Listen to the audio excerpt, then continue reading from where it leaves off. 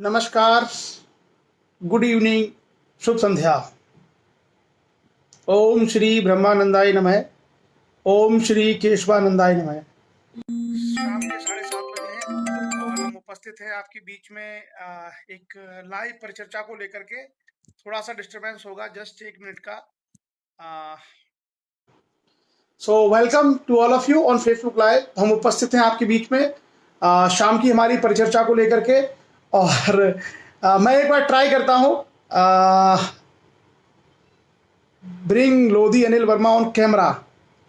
चलिए एक बार ट्राई करके देखते हैं क्या होता है।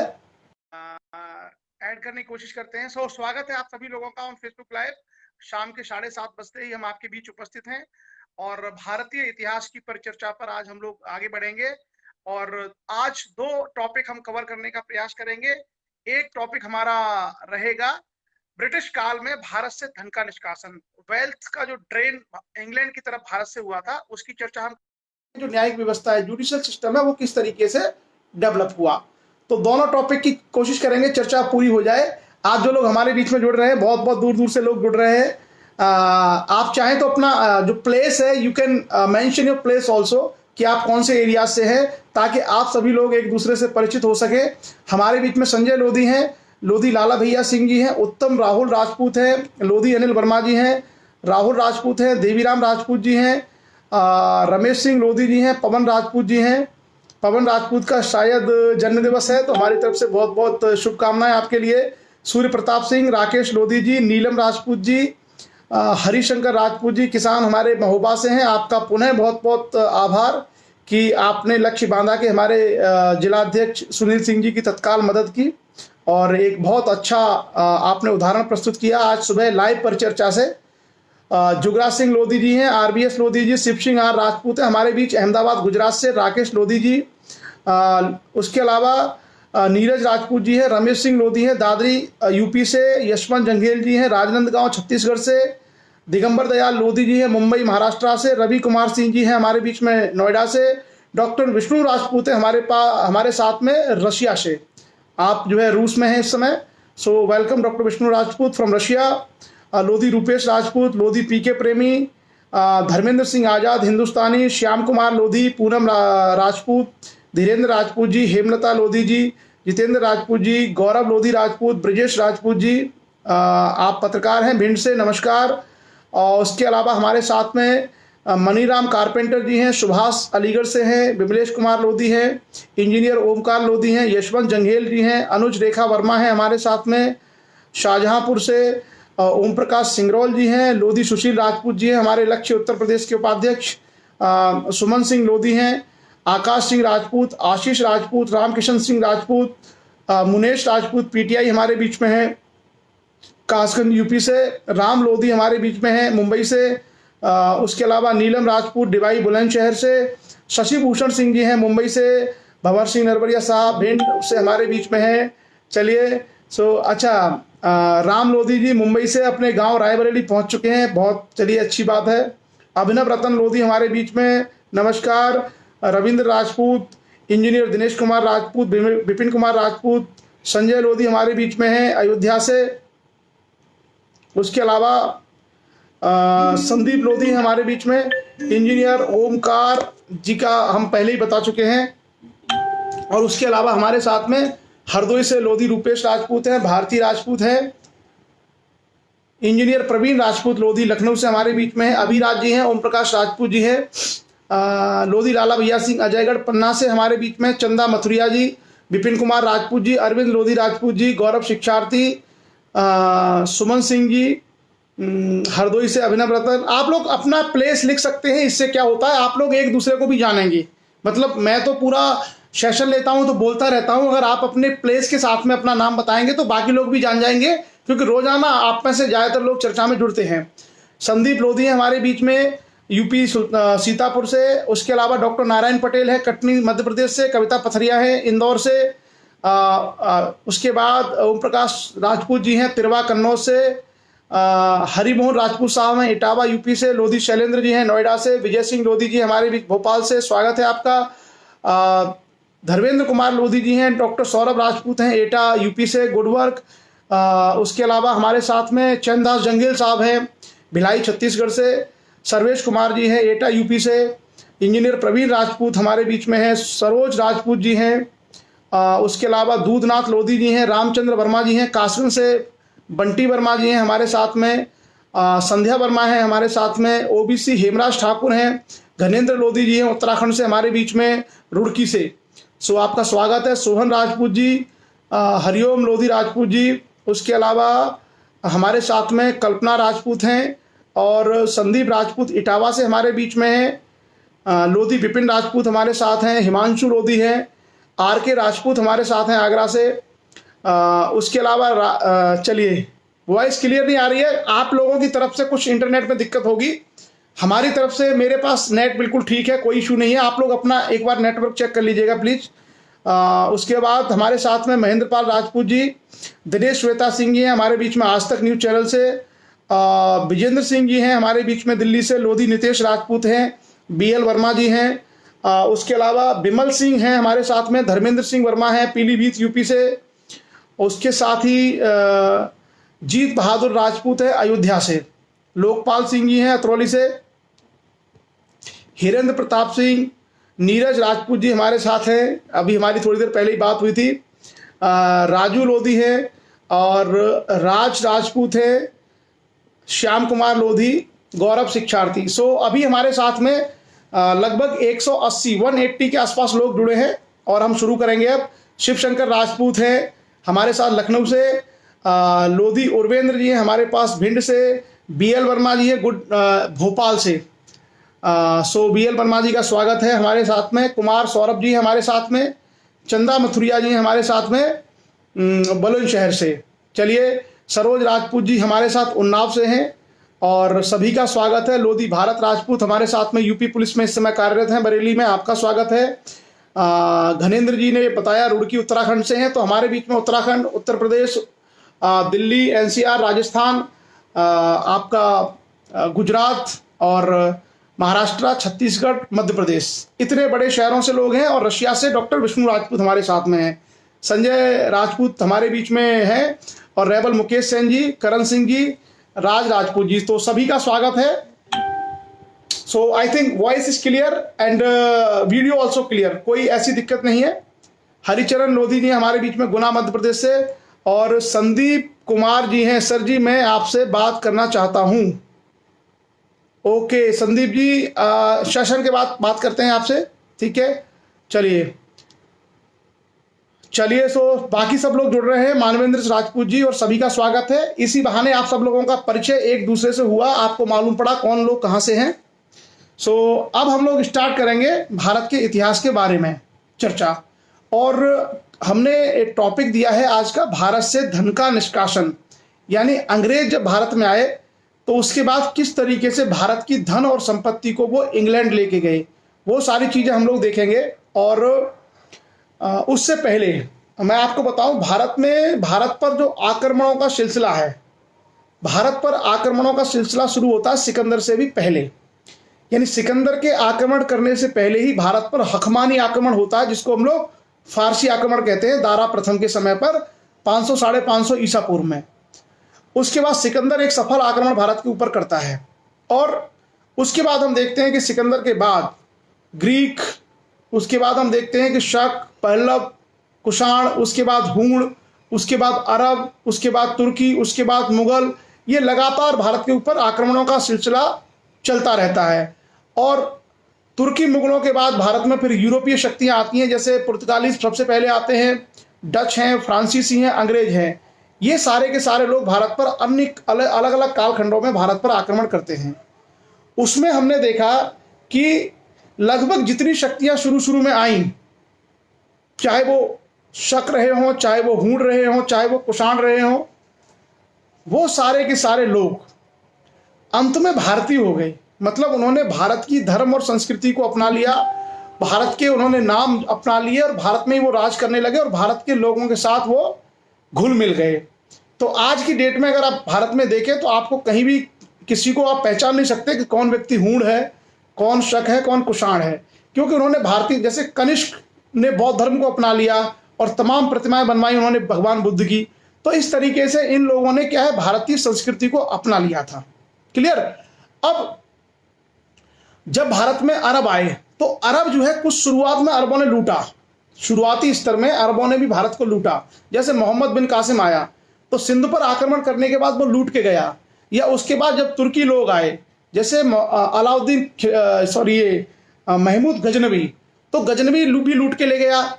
लेकिन आगे चल करके हम देखते हैं कि गजनवी के बाद मोहम्मद गौरी के समय और उसके बाद जब तुर्की सत्ता भारत में स्थापित होगी, जिसको हम लोग दिल्ली सल्तनत के नाम से जानते हैं, जिसमें कुतुबुद्दीन ऐबक से लेकर के और इब्राहिम लोदी तक जो हमने चर्चा की थी, उस तुर्की सल्तनत के काल में ये सारे के सारे लोग भारत में ही शासन करते थे, भारत में ही ये इनकी मृत्यु हो गई। तो ये बहुत ज़्यादा लूट के नहीं लेके जा पाए, ये बहुत ज़्यादा लूट करके नहीं लेके जा पाए। और उसके बाद आगे जब मुगल आए तो बाबर का जरूर दृष्टिकोण था लूट करने का, क्योंकि बाबर जो है एक लुटेरे के रूप में पहले आया, लेकिन बाबर बाद में भारत की जलवायु और भारत की वो देख करके उसका भी मन ये हुआ कि मैं यहीं पर रह जाऊं, और बाद में बाबर की काबुल में मृत्यु हो गई। उसके बाद बाबर के जो वंशज थे, चाहे हुमायूं हो, चाहे अकबर हो, चाहे जहांगीर, शाहजहां, कोई भी रहे हों, वो सब भारत में पैदा हुए, भारत में ही मर गए। तो ये जो पूरा का पूरा काल है, इस काल खंड में हम लोगों को केवल कुछ शासक ऐसे दिखाई देते हैं जो भारत से भारत के धन को लूट करके ले गए। खास करके मोहम्मद बिन कासिम हम देख सकते हैं, और महमूद गजनबी हम देख सकते हैं, बाबर के शुरुआती आक्रमण देख सकते हैं। ये शुरुआत के कुछ लोग हैं। बाकी अगर लोगों की बात करें तो बाकी लोग भारत से लूट के नहीं ले गए। भाई जब अकबर का जन्म भारत में हुआ, अकबर ने शासन भारत पे किया, अकबर भारत में ही मर गया, भारत में दफना दिया गया, तो वो लूट के कहां से ले जाएगा। कई लोगों के दिमाग में औरंगजेब को लेकर के बड़ा गलत परसेप्शन है। औरंगजेब भी भारत में पैदा हुआ, भारत में ही राज किया, भारत में ही मर गया, भारत में ही उसको औरंगाबाद में दफन है वो। सो ये जो सारे लोग हैं, इसका मतलब है कि जो बाद में जो सत्ताएं स्थापित हो गई थी, वो सत्ताएं भारत से इतनी लूट करके नहीं ले गई। भारत में लूट का असली सिलसिला शुरू हुआ जब यूरोपीय लोग भारत में आए, और यूरोपीय लोगों में से भी खास करके ईस्ट इंडिया कंपनी, जब अंग्रेज भारत में आए और अंग्रेजों ने जब भारत को जीतना शुरू किया, उसके बाद भारत में लूट की शुरुआत हुई, लूट की शुरुआत हुई। मेरे पास इंटरनेट बिल्कुल सही है, कोई दिक्कत नहीं है। आप लोग प्लीज अपना चेक कर लीजिए, और किसी के अगर सभी लोगों को दिक्कत है तो मुझे कमेंट में बता दीजिए। मुझे लगता है मेरी तरफ इंटरनेट बिल्कुल ठीक आ रहा है, स्पीड ठीक है।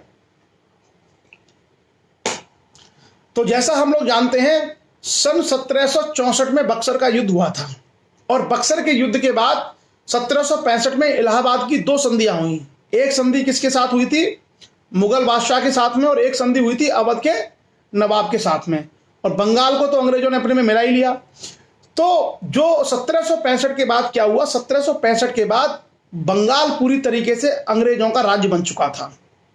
और जैसा मैंने कहा कि अंग्रेजों ने वहां पर चालाकी की, क्या किया, दीवानी अधिकार ले लिए और फौजदारी अधिकार छोड़ दिए वहां के नवाब के ऊपर। क्या कहा कि हम यहां राजस्व वसूल करेंगे, हमको पैसा यहां से कलेक्ट करना है, रेवेन्यू कलेक्ट करना है, लेकिन प्रशासन चलाना हो, बाकी आपके लड़ाई झगड़े हो, आपको कोई डेवलपमेंट का काम करना हो, ये सारे काम आप करिए नवाब के। तो एक तरीके से नवाब के ऊपर डाल दिया उसने जिम्मेदारी, और ईस्ट इंडिया कंपनी ने अपने आप को जिम्मेदारियों से क्या कर लिया, मुक्त कर लिया। अपने ऊपर कोई जिम्मेदारी उसने नहीं छोड़ी। ईस्ट इंडिया कंपनी ने क्या कहा कि हम केवल रेवेन्यू वसूल करेंगे, यानी पैसा पैसा हमारा और काम काम तुम्हारा। तो ऐसे में क्या हुआ, बंगाल के नवाब के ऊपर बहुत ज्यादा बर्डन पड़ गया। इसी कारण से उनकी सारी की सारी जो व्यवस्थाएं हैं वो कोलैप्स हो गई, वो सारी की सारी व्यवस्थाएं कोलैप्स हो गई, बंगाल के नवाब की आर्थिक व्यवस्था। यहीं से खेल शुरू हुआ भारत से लूट का, यहीं से भारत को लूटने का सिलसिला शुरू हुआ। क्या सिलसिला शुरू हुआ? अंग्रेज बेसिकली भारत में क्या करने आए थे? अंग्रेज भारत में आए थे व्यापार करने, और व्यापारी जो कोई व्यक्ति होता है वो उसके दिमाग में हमेशा रहता है मुनाफा, प्रॉफिट। तो वो लोग प्रॉफिट के लिए भारत में आए थे।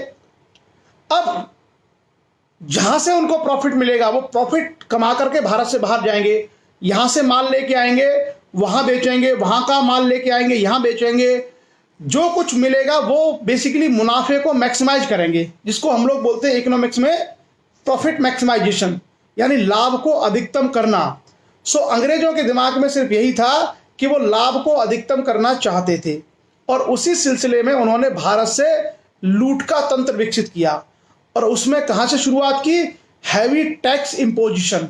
उन्होंने बहुत ज़्यादा भारी जो है कर भारत के ऊपर लगाना शुरू किए, जो हम पहले ही उनकी तीनों व्यवस्थाओं में देख चुके हैं। रैयतवाड़ी हो, स्थायी बंदोबस्त हो, महलवाड़ी हो, उन सब में हम देख चुके हैं। उसके अलावा कृषि में जो उन्होंने परिवर्तन किए उसके माध्यम से हम देख सकते हैं कि उन लोगों ने कृषि पैटर्न को बदल करके भारत को लूटने का ही प्रयास शुरू किया। भारत में अंग्रेजों द्वारा जो लूट थी इसके बारे में जानकारी भारतीयों को बहुत बाद में मिली और खास करके इस जानकारी को देने वाले थे दादा भाई नौरोजी। वो एक पारसी व्यक्ति थे जो इंग्लैंड में रहते थे, बहुत पढ़े लिखे थे उस समय। उन्होंने पहली बार इसको रिसर्च करके बताया कि अंग्रेज भारत के धन संपत्ति को लूट रहा है और उन्होंने एक किताब लिखी थी, poverty and un British rule in India. मतलब भारत की गरीबी क्यों है और भारत में एक अन ब्रिटिश रूल है जिसके माध्यम से भारत को लूटा जा रहा है, भारत के संसाधनों को। उसके बाद उसके आगे चल करके रोमेश चंद्र दत्ता नाम के एक इतिहासकार थे भारत के, उन्होंने एक पुस्तक लिखी, economic history of India, Bharat का आर्थिक इतिहास।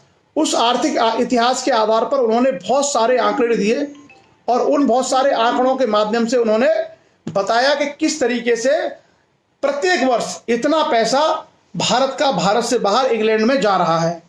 सो voice is coming clear in London. Adesh Rajput है हमारे पास बीच में लंदन और ब्रिटेन से। So Adesh ji, we are talking about the British history, so you will know अभी आपको पता चलेगा कि how the Britishers looted India. It is called the drain of wealth during the British era in India. So today we are going to discuss about that loot which had been done by the Britishers during their regime in India from 1757 to 1947. So संदेश जी हमारे बीच में London से जुड़े हुए हैं और वो भी समझेंगे कि अंग्रेजों ने हमारे साथ में क्या क्या किया था, किस तरीके से भारत को लूटा था। और आज का जो हमारा सेशन है it is based on research. इसमें बहुत सारी रिसर्च हैं, बहुत सारी काम की चीजें हैं, बहुत महत्वपूर्ण तथ्य हैं। आप लोग थोड़ा सा ध्यान से सुनिएगा सो वो सारी चीजें आपको क्लियर हो सकें। क्लियर? तो हम एक एक करके बात करेंगे कि किस तरीके से ये लूट का सिलसिला भारत में शुरू हुआ और ये बहुत महत्वपूर्ण टॉपिक है। बेसिकली क्या है, भारत मुगलों के काल में दुनिया का दूसरा सबसे अमीर देश था और अंग्रेजों के रहते रहते भारत सबसे गरीब देश हो गया था वर्ल्ड में। एक आप देखना कि अंग्रेजों ने भारत को कैसे बदला।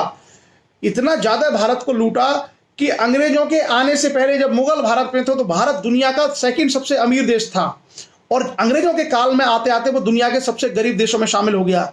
इस देश के पास इतनी संपत्ति, इतना सोना, इतनी धन, इतने खजाने, सब कुछ था। धीरे धीरे करके अंग्रेज यहां से बहुत बड़ी मात्रा में उसको लूट के ले गए और उसके बाकायदा रिसर्च के आधार पर उसके आंकड़े तमाम इतिहासकारों ने, खास करके जो आर्थिक इतिहासकार होते हैं, उन्होंने हमारे सामने रखे हैं। सो वही चीजें हम लोग डिस्कस करेंगे। बैकग्राउंड मैंने आपको बता दी है, ब्रीफिंग आपको समझ में आ गई होगी कि ये बैकग्राउंड है। अब हम तथ्यों की ओर जाएंगे, क्या क्या इसके तथ्यों की शुरुआत है। सो भारत से इंग्लैंड के लिए धन के निष्कासन का, जिसको हम बोलते हैं ड्रेन ऑफ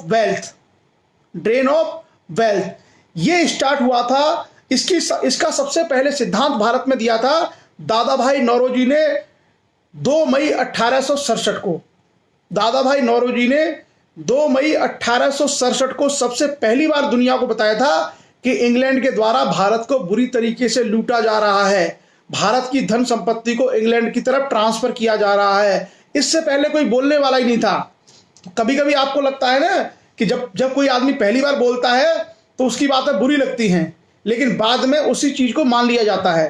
दादा भाई नौरोजी ने जो कहा, उस समय तमाम अंग्रेज जो है विद्वानों ने इसकी आलोचना की दादा भाई नौरोजी की कि ये गलत कह रहे हैं, ये गलत कह रहे हैं। आगे चल करके दादा भाई नौरोजी को, उनके विचारों को, उनकी थ्योरी को न सिर्फ भारतीयों ने अपनाया बल्कि इंग्लैंड के अर्थशास्त्रियों विद्वानों ने भी उसको स्वीकार किया कि हाँ, दादा भाई नौरोजी सही कह रहे थे। तो इसी तरीके से समाज के संबंध में, अगर आप समाज के लिए कोई नया कदम उठाते हैं और समाज को आप सुधारने का, उसको आगे बढ़ाने का प्रयास करते हैं, तो ये बात शुरू में इस समय समकालीन कई लोगों को बुरी लगेगी, लेकिन इन्हीं के बच्चे जिनको आज बुरी लग रही है, उन्हीं के बच्चे कल को कहेंगे कि हाँ, ये बात सही थी। तो ये हमेशा होता है किसी भी सिस्टम का। 2 मई 1857 को लंदन में ईस्ट इंडिया एसोसिएशन, भारतीयों का एक संगठन था लंदन में जिसका नाम था ईस्ट इंडिया एसोसिएशन, आप याद रखना। और जो ईस्ट इंडिया एसोसिएशन था इसके हेड थे दादा भाई नौरोजी। 2 मई 1867, 2 मई 1867 को उन्होंने बताया था कि भारत से इंग्लैंड की तरफ बहुत भारी मात्रा में धन का निष्कासन हो रहा है। इसी को हम लोग बोलते हैं the drain of wealth theory by दादा भाई नौरोजी। ये सवाल आईएएस लेवल का है, कभी भी पूछा जा सकता, हो सकता पूछा भी गया हो। पीसीएस परीक्षाओं में तो बड़े आराम से पूछा जा सकता है। अच्छा फैक्ट है, बहुत काम की जानकारी है, आप लोग याद रखना। कभी अगर आपसे ये सवाल आए कि भारत में सर्वप्रथम किस व्यक्ति ने ये बात बताई थी कि भारत का धन इंग्लैंड की तरफ जा रहा है, तो उस सिद्धांत को देने वाले व्यक्ति थे दादा भाई नौरोजी। पारसी थे और इंग्लैंड में एक संस्था चलती थी भारतीयों की जिसका नाम था ईस्ट इंडिया एसोसिएशन, जिसके ये हेड थे, जिसके ये अध्यक्ष थे। उसके बाद दादा भाई नौरोजी ने कहा था कि भारत में जो टोटल रेवेन्यू वसूल होता है उसका 1/4 इंग्लैंड में चला जाता है। यानी भारत में कुल जो राजस्व की वसूली होती है उसका 1/4 25% इंग्लैंड को सीधे चला जाता है। और आगे चल करके 1872 ईस्वी में महादेव गोविंद रानाडे, ये नाम आपने सुना होगा, शायद नहीं सुना होगा तो आप लोग इस नाम को सुन सकते हैं, महादेव गोविंद रानाडे। उन्होंने अपना एक भाषण दिया था 1872 में। उसमें उन्होंने कहा था कि भारत की राष्ट्रीय आय का 1/3 से अधिक हिस्सा किसी न किसी रूप में इंग्लैंड चला जाता है। तो दादा भाई नौरोजी ने कहा था 25%, इन्होंने कहा 33%। उसके बाद भारत के बड़े जाने माने आर्थिक इतिहासकार रोमेश चंद्र दत्ता, जिन्होंने पुस्तक लिखी थी इकोनॉमिक हिस्ट्री ऑफ इंडिया, उसमें उन्होंने कहा कि भारत में हो रही धन की निकासी का उदाहरण आज तक विश्व में कहीं भी नहीं देखा गया है। कहीं भी इतनी ज्यादा लूट हो रही है, दुनिया में किसी देश ने इस तरीके से किसी देश को नहीं लूटा। और रोमेश चंद्र दत्ता जी ने बाकायदा फैक्ट लिखे रिसर्च करके कि ये इस समय था, इतना पैसा गया, इस मद पे खर्च हुआ। उसके बाद अगर हम दादा भाई नौरोजी की बात करें तो दादा भाई नौरोजी ने किसमें कहा था, poverty and un British rule India, poverty and un British rule in India, ये उनका एक शोध पत्र था, एक रिसर्च पेपर था जिसमें उन्होंने ये सारा सिद्धांत बताया था। इस सिद्धांत की मुख्य बातें क्या थी वो मैं आपको बता दूं, ये बड़े काम की हैं और खास करके ये कई बार मुख्य परीक्षा के हमारे विषय बन सकते हैं। क्या क्या था इसमें, धन के बहिर्गमन की राष्ट्रवादी परिभाषा का तात्पर्य भारत से धन संपत्ति एवं माल का इंग्लैंड की तरफ हस्तांतरण। तो इसका एक मतलब था कि भारत से बहुत सारे संसाधन इंग्लैंड की ओर जाते थे, लेकिन कोई भी इसके बदले में भारत को कुछ प्राप्त नहीं होता था। ये सुनील सिंह जी है, उन्होंने ये क्वेश्चन आज के करो तैयारी लक्ष्य के साथ इसमें ये सवाल पूछा भी था और ये सवाल आईएएस में आया है, इसलिए मैं आपको इसको थोड़ा सा गहराई में डिस्कस कर रहा हूं। तो दादा भाई नौरोजी ने यह कहा था कि जिस तरीके से भारत की भौतिक संपदा इंग्लैंड में जाती है उसके बदले में भारत को कुछ भी नहीं मिलता। Point number 1।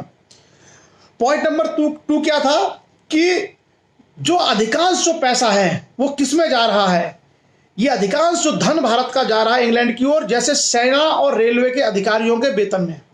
सेना और रेलवे के जो अधिकारी भारत में काम करते हैं उनका सबका पेमेंट भारत के राजस्व से होता है। उसके अलावा जो आय होती है और जो सेविंग होती है सरकार की, कंपनी की, उसका भी एक बड़ा हिस्सा इंग्लैंड भेज दिया जाता है। उसके अलावा इंग्लैंड के पुराने अधिकारी जो भारत में सर्विस करके गए हैं, जो भारत में अपनी सेवाएं दे के गए हैं, वो सेवानिवृत्ति के बाद भारत में नहीं रहते।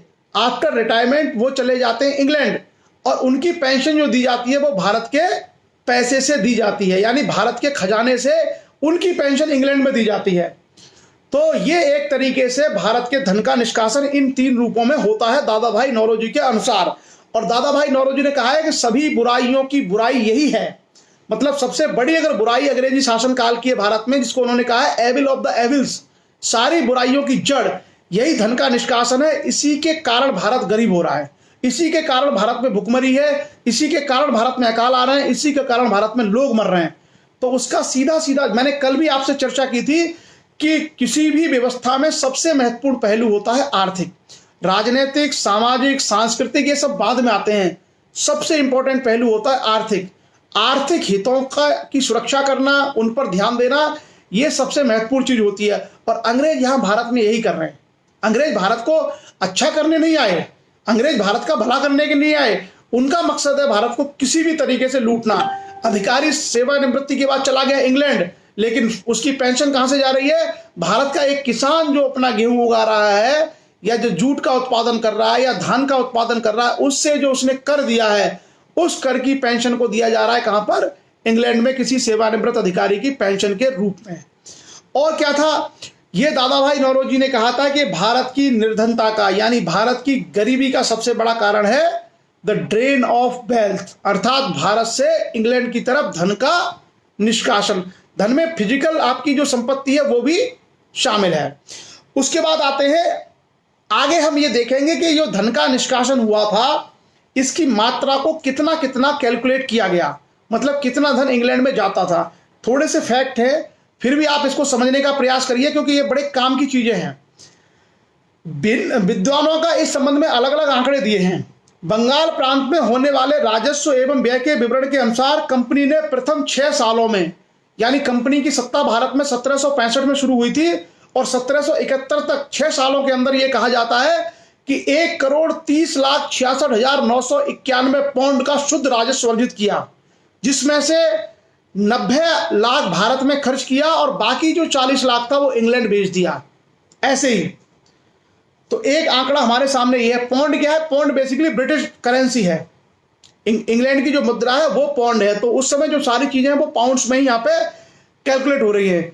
इंग्लैंड के एक बहुत बड़े अर्थशास्त्री है, इतिहासकार रहे हैं विलियम डिग्बी। ये नाम शायद आपने सुना नहीं होगा, विलियम डिग्बी।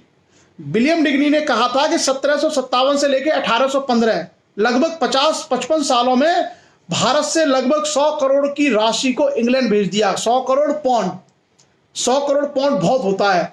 एक पाउंड की कीमत आप देख रहे हैं कितनी है आज भी, तो 100 करोड़ पाउंड्स की राशि को इनके साथ भेज दिया। और भी इसमें कई सारे अर्थशास्त्री हैं जिन्होंने अपने अपने अनुमान दिए हैं। हम केवल 2 की ही बात करेंगे, बाकी अगर कोई भारतीय इतिहासकार है तो उसकी चर्चा हम लोग अलग करेंगे। क्लियर? उसके अलावा जैसे कोई विद्रोह भारत में होता था, जैसे 1857 का विद्रोह भारत में हुआ, तो उस विद्रोह को दबाने के लिए भी सारा खर्चा भारत के राजस्व से ही खर्च किया जाता था, यानी भारत के लोगों की इनकम से ही खर्च किया जाता था। चलिए, उसके बाद दादा भाई नौरोजी और आरसी दत्त, रोमेश चंद्र दत्त जैसे राष्ट्रवादियों ने 1883 से 1892 तक के 10 साल के वर्षों में कहा कि लगभग 400 करोड़ पाउंड की राशि चली गई इंग्लैंड। तो अलग अलग इतिहासकारों का इस संबंध में अलग अलग जानकारी है।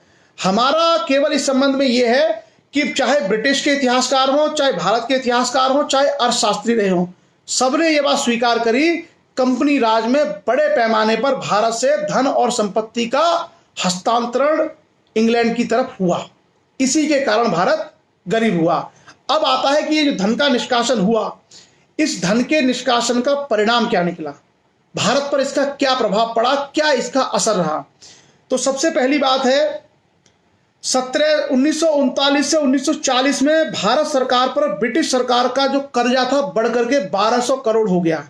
यानी 1940 तक आते आते इतना ज्यादा पैसा भारत से इंग्लैंड भेज दिया गया, इतना सारा धन संपत्ति संसाधन भेज दिए गए कि भारत 1940 में 1200 करोड़ का कर्जदार हो गया। उसके बाद 1850 से अगर इसकी तुलना करें, यानी 1940 में भारत 1200 करोड़ रुपए का कर्जदार था। अगर हम 1850 में देखें, जब अंग्रेजों ने भारत से संपत्ति को ले जाना शुरू किया, तो 1850 में यह कर्जा केवल 5.5 करोड़ रुपए था। अब आप समझ सकते हैं, 1850 में भारत के ऊपर केवल 5.5 करोड़ का कर्जा था और 1940 तक आते आते भारत के ऊपर यह कर्जा कितना हो गया? 1200 करोड़ रुपए का। यानी 90 सालों के अंदर अंदर भारत को अंग्रेजों ने 1200 करोड़ रुपए के कर्ज में डुबा दिया। और इसलिए मैं कह रहा हूं, हम लोगों को चीजों को बड़े ध्यान से पढ़ने की आवश्यकता है। जबकि मुगलों के समय भारत के ऊपर 1 रुपए का भी कर्जा नहीं था। मुगलों के समय भारत के ऊपर 1 भी रुपए का कर्जा नहीं था। यह चीज आप लोग याद रखिएगा। तो ब्रिटिश काल में हम देखते हैं कि भारत 1940 तक आते आते 1200 करोड़ रुपए के कर्ज में डुबा दिया अंग्रेजों ने। और यहाँ पे जो भी मुनाफा होता, जो भी यहाँ उपज होती, जो भी राजस्व पैदा होता, इसका बड़ा हिस्सा अंग्रेज इंग्लैंड भेज देते थे। और इंग्लैंड के जो अधिकारी भारत में नौकरी करने आते थे, उन सबकी तनख्वाह भी इंग्लैंड के राजस्व से न देकर के भारत के राजस्व से ही दी जाती थी। क्लियर? आगे हम देखते हैं और क्या हुआ।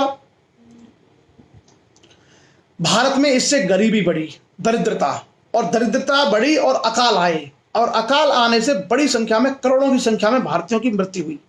मतलब भारत के पूरे इतिहास में जितने लोग मरे हैं ब्रिटिश इतिहास में, उतने पूरे इतिहास में नहीं मरे। अंग्रेजों ने भारत का इतना ज्यादा शोषण किया कि जितने भारतीयों की मृत्यु ब्रिटिश काल में हुई है, उतनी मृत्यु भारत के पूरे इतिहास को अगर उठा ले, मध्यकालीन इतिहास, प्राचीन इतिहास, उतनी पूरे इतिहास में कभी नहीं हुई जितनी मृत्यु भारत की अंग्रेजों के काल में हुई है। मतलब अंग्रेज भारतीयों को भारतीय मतलब इंसान समझते ही नहीं थे। अंग्रेजों के जो क्लब हुआ करते थे, वहां पे बोर्ड लगा के रखते थे कि Indians and dogs are not allowed. उनके जो क्लब वगैरह थे अंग्रेजों के, वो अपने आप को इतना इलीट मानते थे कि क्लबों में भारतीयों का उसमें एंट्री नहीं होती थी, प्रवेश नहीं था। क्या लिखते थे वो कि Indians and dogs are not allowed. ये अंग्रेजों के स्लोगन्स हुआ करते थे उस समय उनके होटल्स में, पब में, क्लब में। तो आप समझिए दोयम दर्जे का नागरिक समझते थे वो, और पूरी तरीके से अंग्रेज यहां पर शोषण करते थे। उसके अलावा जो भारतीय अर्थव्यवस्था है, इंडियन इकोनॉमी, उसका क्या हुआ कि भारतीय अर्थव्यवस्था एक तरीके से औपनिवेशिक अर्थव्यवस्था बन के रह गई। अभी आप लोगों को 3-4 टर्म मैं यहां बता दूं, उसके बाद नहीं, इसमें एक पॉइंट है, उसकी चर्चा करके मैं आपको 3-4 बड़े काम के टर्म बताऊंगा। इसका परिणाम क्या हुआ, अंग्रेजों के मन में, अंग्रेजों के प्रति भारतीयों के मन में घृणा भर गई। जो ये शोषण हो रहा था, इस शोषण के कारण आम भारतीयों के मन में अंग्रेजों के प्रति घृणा भर गई, और इसी का नतीजा हुआ कि भारतीयों ने अंग्रेजों के खिलाफ विद्रोह करना शुरू कर दिए। चाहे वो किसानों के विद्रोह रहे हों, चाहे आदिवासियों के विद्रोह रहे हों, चाहे वो क्रांतिकारियों के विद्रोह रहे हों, चाहे वो कांग्रेस के माध्यम से आजादी के आंदोलन रहे हों। कुल मिलाकर के भारतीयों का इतना ज्यादा शोषण किया कि भारतीयों को मन में अंग्रेजों के प्रति एक तरह की घृणा पैदा हुई, और भारतीयों ने अपनी आजादी के लिए काम करना शुरू कर दिया। ये जो सारी चीजें हैं, ये इसके परिणाम थे धन के निष्कासन के। मैं आपको एक और चीज बता दूं उससे पहले, बार बार आपको ये सुनने को मिलता होगा उपनिवेश। उपनिवेश क्या होता है, साम्राज्यवाद क्या होता है, ये सब शब्द आपने सुने होंगे कई बार। हो सकता है बहुत सारे लोगों को इनके अर्थ नहीं पता हो, तो मैं आपको बता दूं कि ये क्या होता है, ये क्या चीजें होती है। इंपीरियलिज्म या साम्राज्यवाद हम उसे कहते हैं जब कोई एक राज्य अपने एक केंद्र को मजबूत करके आसपास के क्षेत्रों को जीतता चला जाता है। एक व्यक्ति, अच्छा आदेश राजपूत जी ने लिखा है लंदन से हमारे बीच में, उन्होंने कमेंट लिखा है कि sir now sir Indians good repose, great, Indians good repose, so that's very good. और मैं आपको बता दूं कि ये साम्राज्यवाद होता क्या है, इंपीरियलिज्म, ये आपको कई बार पढ़ने को मिलेगा हिस्ट्री में, खास करके मॉडर्न हिस्ट्री में और वर्ल्ड हिस्ट्री में। साम्राज्यवाद यानी इंपीरियलिज्म हम उसको कहते हैं जब किसी एक केंद्र को मजबूत बना करके कोई राज्य अपना विस्तार करता है और सारे आसपास के क्षेत्रों को अपने में मिलाता चला जाता है। इसे हम लोग कहते हैं साम्राज्यवाद, इंपीरियलिज्म। दुनिया भर में आपको बहुत सारे साम्राज्यवाद देखने को मिलेंगे, खास करके जैसे ब्रिटिश साम्राज्यवाद, ब्रिटिश इंपीरियलिज्म। उसके अलावा आपको जापानी साम्राज्यवाद देखने को मिलेगा, जापानी इंपीरियलिज्म। जर्मनी का साम्राज्यवाद आपको देखने को मिलेगा। दुनिया भर के इतिहास में आपको कई सारे देशों के उदाहरण मिलेंगे। और भारत के इतिहास में अगर बात करें तो भारत में कई सारे राजाओं ने अपने साम्राज्य स्थापित किए, जैसे अशोक महान और चंद्रगुप्त मौर्य। वो लोगों के उन्होंने पटना, जैसे चंद्रगुप्त मौर्य और अशोक ने पटना को केंद्र बना करके बाकी भारत को वो जीतते चले गए। इसलिए मगध राज्य के बजाय क्या बन गया, साम्राज्य। मगध राज्य के बाद बना साम्राज्य। तो साम्राज्य या इंपीरियल जो सिस्टम होता है हम उसको बोलते हैं एम्पायर। एम्पायर या इंपीरियलिज्म वो तरीका होता है राजनीति का जिसमें एक केंद्र के माध्यम से सत्ता का विस्तार चारों ओर को होता है और बाकी को अपने में मिला लिया जाता है। इसे हम कहते हैं इंपीरियलिज्म या साम्राज्यवाद। मुझे लगता है समझ में आ गया होगा। साम्राज्यवाद जो पटना का मैंने आपको उदाहरण दिया उसके आधार पर आप समझ सकते हैं। अकबर ने भी यही किया। अकबर ने मुगल काल में दिल्ली को केंद्र बना करके बाकी भारत के बहुत सारे हिस्सों को जीतने का प्रयास किया और भारत में क्या बना? मुगल साम्राज्य, मुगल साम्राज्य, मुगल एम्पायर। आप लोग हमेशा, आपको मुगल स्टेट नहीं पढ़ेंगे, या आप क्या पढ़ेंगे? हमेशा मुगल एम्पायर। तो साम्राज्य हम उसको बोलते हैं कि एक केंद्र को मजबूत बना करके आसपास के दूर दराज के क्षेत्रों को जीता जाए। मुझे लगता है क्लियर हो गया होगा, और अगर कोई दिक्कत हो तो मुझे बता दीजिए। राज्य क्या होता है? राज्य साम्राज्य से छोटा होता है। किसी एक छोटे से एरिया में अगर, किसी छोटे से एरिया में अगर कोई राजा राज करता है तो उसको बोलते हैं राज्य। लेकिन साम्राज्य हम कहते हैं कि कोई एक राज्य है, उसने अपने को मजबूत करके आसपास के बाकी राज्यों को जीत लिया, उसको बोलते हैं साम्राज्य, एम्पायर। क्लियर? तो इंग्लैंड क्या करता है? इंग्लैंड जो है अपने इंग्लैंड को मजबूत करके दुनिया भर के देशों को जीत रहा है, तो उसी को हम बोलते हैं ब्रिटिश इंपीरियलिज्म, ब्रिटिश साम्राज्यवाद। जापानी साम्राज्यवाद भी आपको देखने को मिलेगा। आपको बहुत सारे देशों के साम्राज्यवाद देखने को मिलेंगे कि देशों ने अपने को मजबूत करते हुए दुनिया भर के बाकी क्षेत्रों को जीत लिया, उन पे अपना कब्जा कर लिया, उन पे अपना डायरेक्ट अधिकार कर लिया। इसको हम लोग बोलते हैं साम्राज्यवाद। एक शब्द और आपको मिलेगा जिसको हम बोलते हैं उपनिवेशवाद या उपनिवेश। उपनिवेश के लिए जो टर्म होता है इंग्लिश में, उसे हम कहते हैं कॉलोनी। उपनिवेश के लिए शब्द होता है क्या? कॉलोनी। कॉलोनी या उपनिवेश वो होता है जहां पर कोई एक देश बहुत दूर दराज के क्षेत्रों को जीत ले और उनका शोषण करके अपना हित साधे, उसे हम कहते हैं उपनिवेश। जैसे इंग्लैंड ने हजारों मील दूर भारत को जीत लिया और भारत के संसाधनों का उपयोग इंग्लैंड अपने लिए करने लगा, तो एक तरीके से भारत इंग्लैंड के साम्राज्य का हिस्सा भी था और भारत इंग्लैंड का उपनिवेश भी था। तो उपनिवेश हम क्या करते हैं? उपनिवेश वो होता है जिसके संसाधनों का प्रयोग मात्र देश के लिए किया जाता है, अर्थात जो मुख्य जो देश है उसके लिए किया जाता है। जैसे इंग्लैंड यहां पर मुख्य देश है, भारत उपनिवेश है, तो भारत के संसाधनों का उपयोग इंग्लैंड की भलाई के लिए किया जाएगा। इसको बोलते हैं उपनिवेशवाद या कॉलोनिज्म। आपने कॉलोनी वर्ड सुना होगा, तो कॉलोनिज्म होता है या जो हमारा उपनिवेशवाद होता है, उसमें हमेशा उपनिवेश का शोषण किसके हित में होता है? उस मात्र देश के हित में। लेकिन जब हम लोग साम्राज्यवाद की बात करते हैं तो साम्राज्यवाद में उस राज्य का अस्तित्व ही खत्म हो जाता है, इसलिए वो पूरा का पूरा उसी साम्राज्य का हिस्सा बन जाता है। ये बेसिक डिफरेंस है साम्राज्यवाद और उपनिवेशवाद में। वर्ल्ड हिस्ट्री में आपको ये बहुत देखने को मिलेगा, वर्ल्ड हिस्ट्री में आपको बहुत देखने को मिलेगा। तो एक तरीके से भारत जो है इंग्लैंड के साम्राज्य का हिस्सा भी था, साथ ही साथ भारत इंग्लैंड का उपनिवेश था। भारत क्या था? इंग्लैंड का उपनिवेश था। इसीलिए तो वो शोषण करते थे। इंग्लैंड वाले भारत का पूरा शोषण करके कहां भेजते थे? इंग्लैंड में। बिकॉज ऑफ किस वजह से? क्योंकि वो भारत को अपना कॉलोनी मानते थे, और ऐसी भारत जैसी उनकी बहुत सारी कॉलोनी थी। भारत के अलावा उनकी बहुत सारी कॉलोनियां थी, बहुत सारे देशों में उनका शासन था। अब हम आते हैं आगे चल के धन के निष्कासन के बारे में क्या क्या और चीजें थी। तो कुछ जो नाम है, जैसे 1905 में दादा भाई नौरोजी ने यह कहा था कि भारत से इंग्लैंड को जो धन का निष्कासन हो रहा है ये सबसे बड़ी बुराई है, और इसको उन्होंने कहा था ईविल ऑफ ऑल एविल्स। उसके अलावा धन का बहिर्गमन समस्त बुराइयों की जड़ है और भारत की निर्धनता का प्रमुख कारण है। ये स्टेटमेंट था दादा भाई नौरोजी का।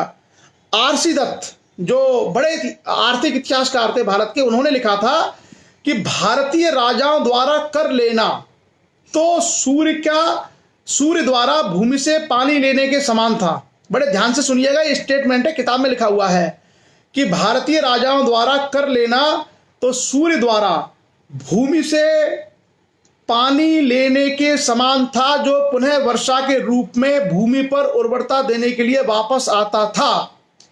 लेकिन अंग्रेजों द्वारा लिया गया कर फिर भारत में वर्षा न करके इंग्लैंड में ही वर्षा करता था। तो मतलब भारत के जो राजा थे मध्यकाल में, वो जो भारतीयों से कर लेते थे उस कर को भारत में ही वो खर्च कर देते थे। इंग्लैंड के बारे में क्या कहा है? आरसी दत्ता ने कहा है कि इंग्लैंड के लोग जो भारत से कर लेते थे उसकी वर्षा फिर भारत में नहीं करते थे, वो सारे पैसे की वर्षा कहां होती थी? इंग्लैंड में। क्लियर? अब थोड़ा सा हम ये देखेंगे कि धन के निष्कासन के संबंध में विदेशी जो विद्वान हैं उनके क्या विचार हैं। मैं एक दो आपको बड़े काम की चीजें बता दे रहा हूं जो आपको काम आ सकती हैं। मैकडोनाल्ड मैकडोनाल्ड का आप लोगों ने बर्गर खाया होगा। उसी समय मैकडोनाल्ड नाम का एक आदमी था, अंग्रेज, उसने कहा था कि भारत में 3 करोड़ से लेकर 5 करोड़ लोग ऐसे हैं, भारत में 3 करोड़ से लेकर के 5 करोड़ लोग ऐसे हैं जिनके परिवारों को भोजन नहीं मिलता। इतनी गरीबी का चित्रण अंग्रेज भी कर रहे हैं भारत में उस समय। मतलब 3 करोड़ से 5 करोड़ ऐसे परिवार, तो एक परिवार में अगर हम 5 सदस्य मान लें तो हम कह सकते हैं कि 15 से 25 करोड़ लोग भारत में ऐसे थे, 15 से 20 करोड़ लोग कि जिनको भोजन नहीं मिलता था ब्रिटिश काल में। क्लियर, ढंग से भोजन नहीं मिलता था। उसके अलावा एक राष्ट्रीय आय के लिए एक विशेषज्ञ समिति अंग्रेजों ने बनाई थी, उसके हेड थे कॉलिन क्लार्क। कॉलिन क्लार्क ने लिखा था 1924-25 में कि संसार की सबसे कम प्रति व्यक्ति आय भारत की आय से 5 गुना अधिक थी। अगर संसार में सबसे कम प्रति व्यक्ति आय को भी हम निकालें, वो भी भारत की प्रति व्यक्ति आय से 5 गुना अधिक थी। मतलब अंग्रेजों ने 1924-25 तक आते आते अंग्रेज खुद इस बात को स्वीकार कर रहे हैं कि हमने भारत को इतना गरीब कर दिया कि भारत की जो प्रति व्यक्ति आय है दुनिया के किसी भी गरीब से गरीब आदमी की प्रति व्यक्ति आय की उससे भी 5, मतलब भारत के आदमी की प्रति व्यक्ति आय से 5 गुना सबसे ज्यादा गरीब आदमी की प्रति व्यक्ति आय है। उसके अलावा भारत में इससे क्या हुआ, पोषण स्तर कम हुआ, और पोषण स्तर कम होने से लोगों की जो डेथ रेट है, मृत्यु दर है, वो काफी बढ़ गई। और अंग्रेजों के इस शासनकाल में यह कहा जाता है कि भारत में औसत जो आयु थी वो 32 साल थी। यानी एक आदमी केवल 32 साल तक ही जिंदा रहता था, 32 साल में उसकी मृत्यु हो जाती थी। और उसी समय अगर हम ये निकालें कि इंग्लैंड में औसत आयु क्या थी, तो उस समय इंग्लैंड में जो एवरेज आयु थी वो 60 वर्ष से ऊपर थी। तो कुल मिलाकर के भारत में आदमी केवल 30-32 साल तक जिंदा रहता था और इंग्लैंड का आदमी 60 साल से ऊपर। तो आप समझ रहे हैं कि भारत के लोगों को इस गरीबी के कारण खाना पीना पोषण इत्यादि चीजें नहीं मिलती थी, उस तरह की चीजें नहीं मिलती थी। इसी का जो है बहुत बड़े लेवल पर भारत में आपने देखा होगा। और बहुत सारी जो शुरुआती जो पॉलिसीज थी वहां पर भी आजादी के बाद भारत के विषय में जो लिखा गया है वहां पर आपको ये सारी चीजें पढ़ने को और देखने को मिली होंगी। सो कुल मिलाकर के ये हमारा धन के निष्कासन का सिद्धांत है, और ये एक ऐसा सिद्धांत है जो आपको कई सारी परीक्षाओं में काम आएगा। बहुत सारी जगह आपने पढ़ा भी होगा, बहुत सारे क्वेश्चन यहां से बनते हैं। और कुल मिलाकर के हम लोगों को ब्रिटिश जो रूल है भारत में, अगर उसको समझना है, अंग्रेजी शासन को अगर ठीक से समझना है, तो हम लोगों को अंग्रेजों के समय में अंग्रेजों के द्वारा की गई जो आर्थिक गतिविधियां हैं, इकोनॉमिक एक्टिविटीज, उनको जानना बहुत जरूरी है। अगर उसको समझ जाएंगे तो हमें अंग्रेजों का पूरा माइंडसेट, उनकी पूरी की पूरी सोच पता चल जाएगी। और भारत इतना गरीब कभी नहीं था। बेसिकली भारत को इतना कोहिनूर जैसा हीरा भारत के पास था। हमारा देश बड़ा संपन्न था, हमारे पास सब सुख सुविधाएं थी जितनी होनी चाहिए, लेकिन हमको गरीब इन अंग्रेजों की, यूरोपियों की लूट ने बचाया है। जो ये लूट करके ले गए भारत से, कि भारत की धन संपत्ति इतनी आज भी देखना भारत में धन संपदा की कमी नहीं है। इतने वर्षों तक इन्होंने लूटा भारत को, 150 साल तक। उसके बाद भी आप देखना कि आज भी भारत के पास बहुत सारे संसाधन हैं। आप कल्पना करके देखिए कि भारत के पास कितने रिसोर्सेस रहे होंगे। इसी वजह से प्राचीन काल में भारत को सोने की चिड़िया कहा जाता था, क्योंकि भारत से ज्यादा चीजें बहुत कम देशों के पास थी। भारत से ज्यादा खेती बाड़ी, भारत से ज्यादा सोना चांदी, ये बहुत कम देशों के पास थी। क्लियर। सो ये हमारा विषय था drain of wealth, drain of wealth.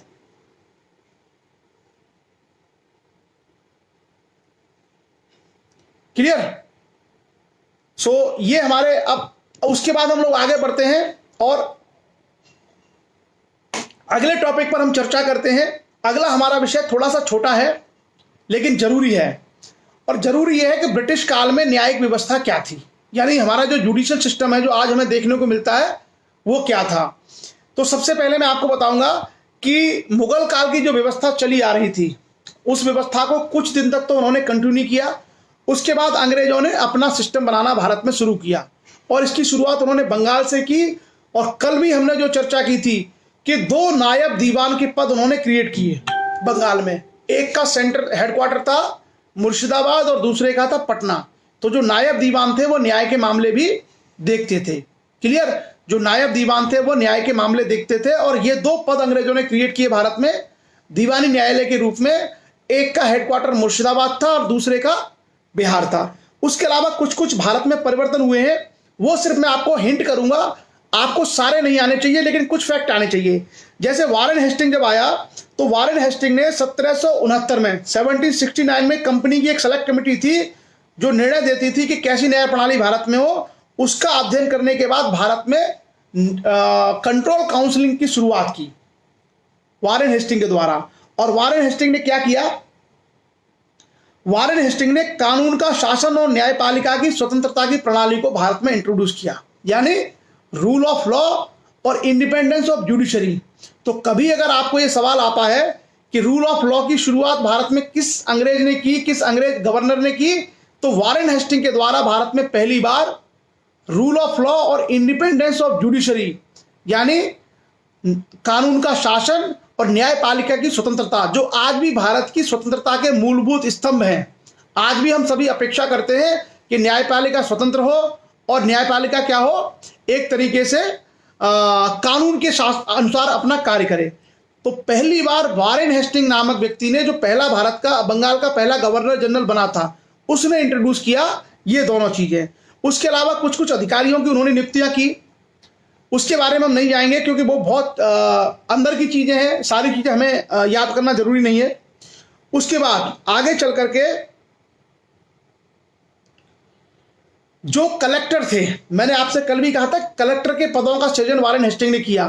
तो कलेक्टर को यह राइट दिया कि कलेक्टर दीवानी मामलों में न्याय का काम कर सकते हैं। कैसे मामलों में? दीवानी, जैसे भू राजस्व है, भूमि को लेकर के विवाद है, ये सारी की सारी चीजों को अंग्रेजों ने भारत में वारेन हेस्टिंग के समय शुरू किया। क्लियर? और जो कलेक्टर थे उनके बारे में यह कहा गया कि 500 रुपए तक का अगर कोई विवाद है तो कलेक्टर उसको देखेंगे। आगे चल करके क्या हुआ? कलकत्ता में एक सर्वोच्च न्यायालय की स्थापना की वारेन हेस्टिंग ने 1774 में। कलकत्ता में सुप्रीम कोर्ट, तो जो आज का भारत का सुप्रीम कोर्ट है ऐसा नहीं, उसका नाम था supreme court of Calcutta. Supreme court of Calcutta यानी कलकत्ता का सर्वोच्च न्यायालय। और कलकत्ता का जो सर्वोच्च न्यायालय था वो कलकत्ता के ही जो जुरिडिक्शन था केवल उसको देखता था। और रेगुलेटिंग एक्ट के बाद, जब 1773 का हम लोग एक्ट पढ़ेंगे, उस एक्ट के बाद कलकत्ता के सर्वोच्च न्यायालय की स्थापना की गई और इसका कार्यक्षेत्र केवल कलकत्ता नगर था। तो ये केवल नाम का सुप्रीम कोर्ट था लेकिन वास्तव में ये सुप्रीम कोर्ट नहीं था। क्यों? क्योंकि ये केवल कलकत्ता के नागरिकों तक सीमित था। मतलब बंगाल के लोग भी इसमें अपना मुकदमा नहीं लेके जा सकते थे, भारत के तो छोड़ दीजिए। तो कलकत्ता का जो सुप्रीम कोर्ट था केवल कलकत्ता नगर तक था। और इसमें क्या था कि सर्वोच्च न्यायालय का जो प्रधान न्यायाधीश था वो कंपनी, उस पर कुछ लोगों ने ऑब्जेक्शन करना शुरू कर दिया क्योंकि कंपनी की जो अपनी जो गवर्नर जनरल और उसकी जो कार्यकारिणी थी, गवर्नर जनरल और उसकी जो कार्यकारिणी थी उसको अपने अलग अधिकार थे। तो यहां पर टकराव शुरू हो गया कि सुप्रीम कोर्ट कौन से मामले देखेगा और गवर्नर जनरल या गवर्नर की जो कार्यकारिणी है वो क्या देखी। अल्टीमेटली सुप्रीम कोर्ट के अधिकारों को कम करना पड़ा, सुप्रीम कोर्ट ऑफ कलकत्ता के अधिकारों को।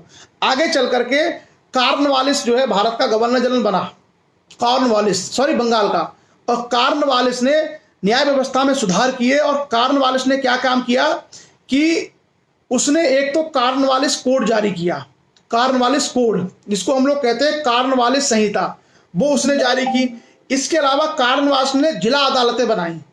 कॉर्नवालिस ने भारत में जिला अदालतें बनाई जिसको आज भी हम लोग जानते हैं डिस्ट्रिक्ट कोर्ट्स।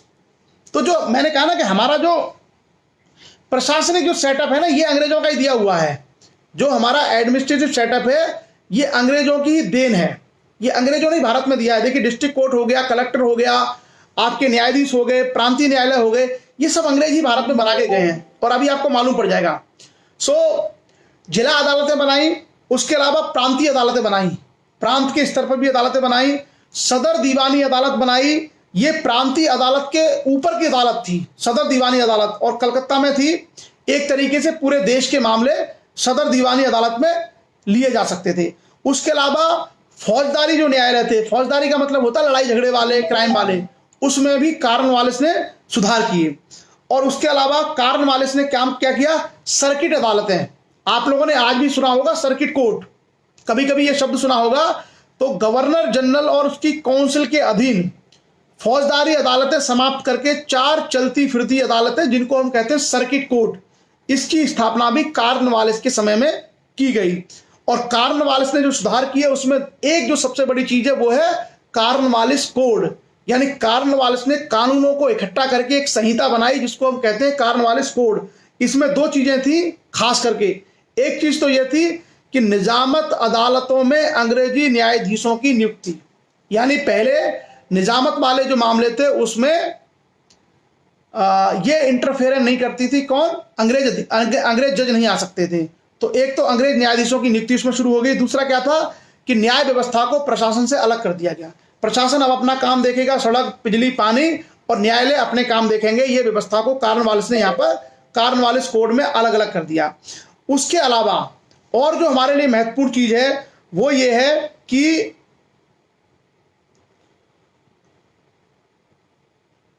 कॉर्नवालिस जो कोड था बहुत कॉम्प्लिकेटेड था, बहुत ज्यादा जटिल था, इसलिए इसका विरोध अंग्रेजों ने शुरू कर दिया। भारतीयों ने तो किया ही क्या, इसका विरोध अंग्रेजों ने शुरू कर दिया। और आगे चल करके कॉर्नवालिस कोड में कई सारी चीजें बदली गई, जैसे कलेक्टर को मजिस्ट्रेट और पुलिस के अधिकारों को दे दिया गया। कई सारे बदलाव इसमें किए गए कॉर्नवालिस कोड में। और उसके बाद आगे चल करके भारत में लॉर्ड हेस्टिंग नाम का व्यक्ति भारत का एक गवर्नर जनरल बन के आया 1813 में। और लॉर्ड हेस्टिंग के समय ही मराठा वार हुआ था, तृतीय मराठा वार, जिसमें उसने मराठों पर कब्जा कर लिया था। सो उसने क्या किया कि 1814 में प्रत्येक थाने में एक मुंसिफ की नियुक्ति की, यानी मुंसिफ मजिस्ट्रेट होते हैं। तो इन लोगों ने कहा कि 150 रुपए तक के मामले मुंसिफ देखेगा। कई सारे बदलाव हमें यहां पर भी देखने को मिलते हैं। उसके अलावा अगर हम और बात करें, लॉर्ड विलियम बेंटिक जिसने सती प्रथा भारत में बैन कर दी थी, तो लॉर्ड विलियम बेंटिक के समय क्या सुधार हुए, इन्होंने क्या किया कि न्याय प्रशासन का मुख्यालय कलकत्ता था और बाकी भागों की दूरी कलकत्ता से काफी दूर थी, जैसे मद्रास है, बंबई है, पंजाब है, काफी दूर थे। तो चार अपीली अदालतों की इसने शुरुआत की देश के अलग अलग हिस्सों में। किसने? लॉर्ड विलियम बेंटिक ने। उसके अलावा डिवीजनल न्यायालय, यानी जो उसको मंडल पे कहते हैं, और जिला न्यायालय, उनका पुनर्गठन किया गया। ये बहुत काम की चीज नहीं है वैसे, पर आपको पता होनी चाहिए। और उसके अलावा मैं आपको बताऊं, आगे चल करके न्याय व्यवस्था में और सुधार किए गए। और उसके बाद 3-4 चीजें आप और जान लीजिए काम की। वो क्या थी? एक चीज ये थी कि 1853 में का जो एक्ट आया था, उस एक्ट में कई सुधार किए गए। और 1859 से लेकर 1861 के बीच में दंड विधि आपने सुना होगा, आईपीसी, सीआरपीसी, ये सारी विधियां कोड की गई, ये सबको कोडिफाई किया गया। तो आज भी अगर आपने देखा होगा ना कि आईपीसी कब की है, 1861 की है। आईपीसी, सीआरपीसी, ये सारी जो धाराएं लगती हैं, जैसे कोई झगड़ा हो जाता है तो 323 की धारा लगती है, मर्डर होने पर 302 की धारा लगती है। ये जो सारी धारा हैं, ये सब कोडिफाई किए गए 1860-61 में। ये सब अंग्रेज करके गए, वही चल रहा है आज भी भारत में। जो सिविल प्रक्रिया संहिता है या दंड प्रक्रिया संहिता है या इनकम टैक्स है, ये सारे कानून वही हैं जो अंग्रेज बना के गए हैं। कौन बना के गए? अंग्रेज। तो आईपीसी, सीआरपीसी, तमाम जो कोड थी, इन कोड को बनाने का काम किया गया 1859-60 में अंग्रेजों के द्वारा। उसके अलावा अंग्रेजों ने क्या किया, 1861 ईस्वी में भारतीय उच्च न्यायालय अधिनियम पारित किया, और जिसके तहत सर्वोच्च न्यायालय और सदर अदालतों को समाप्त करके कलकत्ता, मद्रास और बंबई में 3 उच्च न्यायालय बनाए। 1859-60 में उन्होंने आईपीसी, सीआरपीसी ये सब बनाई। और उसके बाद 1861 में अंग्रेजों ने भारत में सारी जो पहले की न्याय प्रणाली चली आ रही थी, उसको समाप्त करके 3 हाईकोर्ट बनाए। कहां पर? कलकत्ता, बंबई और मद्रास। कलकत्ता, बंबई और मद्रास में 3 हाईकोर्ट बनाए। तो कभी अगर आपसे यह सवाल पूछा जाता है कि भारत में सबसे पुराने उच्च न्यायालय कौन से हैं, भारत में सबसे पुराने उच्च न्यायालय कौन से हैं, तो उसका हमारा जवाब है कलकत्ता, बंबई और मद्रास। ये तीनों ही हाईकोर्ट 1861 में अंग्रेजों ने बनाए थे। और मैं आपको बताऊं हैरानी की बात, तब तक भारत में सुप्रीम कोर्ट नहीं था। तब तक भारत में सुप्रीम कोर्ट नहीं था। गवर्नर जनरल और उसकी जो काउंसिल थी वही मामले देखती थी, इनके खिलाफ अपील। लेकिन भारत में सर्वोच्च न्यायालय का गठन तब तक नहीं हुआ था। आगे देखेंगे सर्वोच्च न्यायालय भारत में बना कब, सुप्रीम कोर्ट ऑफ इंडिया कब बना। सो कुल मिलाकर के जो सारी चीजें हैं, ये सारी जो दंड विधियां हैं, इनको कोडिफाई करना। और उसके अलावा भारत में 1861 में इन्होंने 3 जो है उच्च न्यायालयों की स्थापना की। कहां पे? कलकत्ता, मद्रास और बंबई। उसके अलावा आगे चल करके 1866 में इन्होंने आगरा में एक और उच्च न्यायालय की स्थापना की, जिसे बाद में इलाहाबाद ट्रांसफर कर दिया गया। तो जो अवध और आगरा जो संयुक्त प्रांत था, इसका जो हाई कोर्ट था, पहले इलाहाबाद में नहीं, अंग्रेजों ने इसको कहां बनाया था? अंग्रेजों ने इसको बनाया था आगरा में। तो हाई कोर्ट कहां बना था? पहले आगरा में 1866 में। तो भारत में पहले 3 हाई कोर्ट बने, एक कलकत्ता में, एक बंबई में और एक मद्रास में। उसके बाद अंग्रेजों ने अगला जो हाई कोर्ट भारत में बनाया था, चौथा हाई कोर्ट, वो था आगरा में 1866 में, आगरा का उच्च न्यायालय। बाद में 1875 में आगरा के उच्च न्यायालय को आगरा से ट्रांसफर कर दिया गया। कहां पर? इलाहाबाद, जिसे आजकल हम लोग प्रयागराज कहते हैं। तो ये पूरी की पूरी न्याय व्यवस्था की प्रक्रिया है। उसके बाद 1935 में भारत में संघीय न्यायालय की स्थापना की गई। 1935। तो सुप्रीम कोर्ट कब बना है भारत में? 1935 में। और हाई कोर्ट भारत में पहले ही बन चुके थे। हाई कोर्ट भारत में पहले ही बन चुके थे। 4 हाई कोर्ट के बारे में मैंने आपको बता दिया। 4 हाई कोर्ट हमने पहले ही आपसे चर्चा कर ली कि भारत में 4 हाई कोर्टों के निर्माण पहले हो चुका था। और सुप्रीम कोर्ट यानी संघीय न्यायालय है, यह भारत में स्टैब्लिश हुआ था 1935 में, 1935 में। तभी रिजर्व बैंक ऑफ इंडिया भी बना था। बाद में जो संघीय न्यायालय है, इसको संविधान के अनुसार कर लिया गया था 1950 में, लेकिन ये बना है 1935 में। अच्छा, एक और चीज है, हाई कोर्ट के खिलाफ जो अपील होती थी, वो आपका गवर्नर जनरल, उसकी काउंसिल, और उसके खिलाफ भी अगर अपील करनी होती तो वो अपील इंग्लैंड में होती थी, प्रिवी काउंसिल बोलते थे इसको। वो अपील कहां होती थी? इंग्लैंड में। प्रिवी काउंसिल, उसका नाम था प्रिवी काउंसिल। तो वहां तक जो है अपील। भारतीयों के लिए न्याय पाना बड़ा मुश्किल था। ब्रिटिश काल में भारतीयों के लिए न्याय पाना बहुत मुश्किल काम था। इस तरह की जटिल प्रणाली थी, और ऐसी प्रणाली जो वकीलों पर आश्रित थी, यानी कानून के जानकार लोग लोगों को उलझाते थे, और भारतीय पढ़े लिखे थे नहीं। उसके बाद संघीय न्यायालय जो मैंने कहा 1935 में इसकी शुरुआत हुई, स्थापना हुई, और इसने आगे चल करके उच्चतम न्यायालय का स्थान ग्रहण कर लिया। और जो भारत का सर्वोच्च न्यायालय जो संघीय न्यायालय अंग्रेजों ने बनाया था, जो संघीय न्यायालय 1935 में बनाया था, फेडरल जो कोर्ट था, जिसके खिलाफ हाई कोर्ट के मामले जाते थे, वो कहने के लिए संघीय न्यायालय था, लेकिन सुप्रीम नहीं था। क्यों सुप्रीम नहीं था? क्योंकि उसके खिलाफ भी अपील आप इंग्लैंड के प्रिवी काउंसिल में कर सकते थे। यानी जैसे आज भारत का सर्वोच्च न्यायालय है, अगर आज भारत का सुप्रीम कोर्ट कोई निर्णय देता है, तो आप सुप्रीम कोर्ट के खिलाफ कहीं और जाके अपील नहीं कर सकते। सिंगल बेंच ने दिया है तो डबल बेंच में जा सकते हैं, डबल में दिया है तो आप और बड़ी बेंच में जा सकते हैं, और आपको सजा हो गई है तो आप माफी के लिए राष्ट्रपति के पास जा सकते हैं। लेकिन भारत के सर्वोच्च न्यायालय के खिलाफ आप अपील नहीं कर सकते। अंग्रेजों ने भारत में क्या ढांचा बनाया कि हाई कोर्ट तो बना दिए, और 1935 में संघीय न्यायालय यानी फेडरल कोर्ट भी बना दिया, लेकिन संघीय न्यायालय को सर्वोच्च न्यायालय का दर्जा उन्होंने नहीं दिया, क्योंकि उसके खिलाफ भी अपील इंग्लैंड में स्थित प्रिवी काउंसिल में की जा सकती थी। बाकी आज की जो न्याय प्रणाली है वो आपको पता ही है। तहसील स्तर पर मुंसिफ के जो कोर्ट होते हैं, सीजीएम होते हैं आपके, उसके बाद जिले में इसमें जो है आप देखेंगे जिले पर सीजीएम है आपके, उसके बाद आप देखते हैं डिस्ट्रिक्ट में एडिशनल जज हैं, डिस्ट्रिक्ट जज हैं, हाई कोर्ट के जज हैं, सुप्रीम कोर्ट के जज हैं। ये प्रणाली आपको सारी मालूम होगी। ये हमने ब्रिटिश एरा में देखा कि किस तरीके से इसका डेवलपमेंट अलग अलग तरीके से हुआ है, वारेन हेस्टिंग्स से लेकर के 1860 तक, बल्कि देश आजाद हुआ है तब तक 1935 तक। सो ये हमारे 2 विषय थे। एक विषय हमारा धन का निष्कासन, द ड्रेन ऑफ वेल्थ, जो दादा भाई नौरोजी ने उठाया था, और दूसरा भारत में ब्रिटिश काल में न्यायिक सुधार। अब हम लोग आगे चलेंगे और आगे आएंगे। अगले हमारे जो टॉपिक्स होंगे वो होंगे ब्रिटिश काल में भारत में शिक्षा, एजुकेशन को लेकर के अंग्रेज लोगों की क्या पॉलिसी थी, क्या मानना था। और दूसरा विषय हम लेंगे ब्रिटिश काल में रेलवे का विकास, ट्रेन। रेल जो है अंग्रेजों की एक बड़ी देन है भारत के लिए। रेल जो है कई सारे देशों से पहले इंडिया में आ गई थी, और रेल के बहुत सारे सामाजिक आर्थिक पहलू हैं। रेलवे ने किस तरीके से भारत को बदला, वो सारी चीज़ों की चर्चा हम लोग करेंगे। तो आगे हम लोग टॉपिक की चर्चा करेंगे भारत में रेलवे का जो विकास है वो, और साथ ही साथ हम चर्चा करेंगे भारत में शिक्षा को लेकर के अंग्रेजों का कंट्रीब्यूशन, क्या योगदान। आधुनिक भारत जो है, मॉडर्न इंडिया थोड़ा बड़ा है, इसलिए हम लोग कोशिश करते हैं कि थोड़ा सा ब्रेक कर करके इसको पढ़ते रहे, थोड़ा समय लगेगा, लेकिन एक बार आधुनिक भारत अगर क्लियर हो गया तो फिर हमारी हिस्ट्री बहुत हद तक स्पष्ट हो जाएगी। तो चलिए, मुझे लगता है समय हो गया होगा। हाँ, 8:31। और आज का जो हमारा सेशन है वो हमने पूरा किया, दोनों टॉपिक हमने कवर किए। जो लोग कंपटीशन की तैयारी कर रहे हैं वो डेप्थ में जाके और पढ़ें, और जिन लोगों को तैयारी नहीं करनी है उनके लिए पर्याप्त है, ये जानकारी अगर उनको है तो उतना उनके लिए पर्याप्त है। तैयारी करने वाले स्टूडेंट और भी किताबों के माध्यम से जाकर के गहराई में पढ़ सकते हैं। सो चलिए अब सेशन को विराम देते हैं। आप सभी लोग जुड़े पूरे सेशन में, और हम लोगों ने इन दोनों विषयों पर चर्चा की। आप सभी लोगों का बहुत बहुत धन्यवाद। कल हम लोग चर्चा करेंगे रेलवे के बारे में। कल जो है रेलवे और एजुकेशन के बारे में हम लोग चर्चा करेंगे।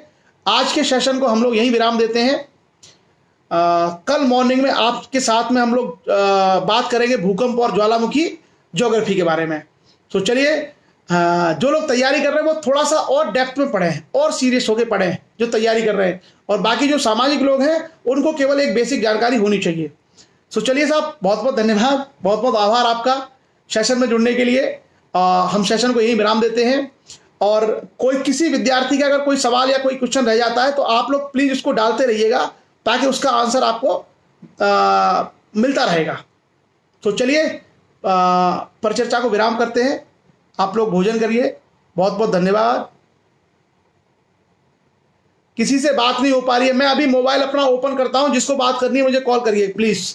अभी मुझे कॉल कर लीजिएगा जिसको बात करनी है, ठीक है। थैंक यू, जय हिंद।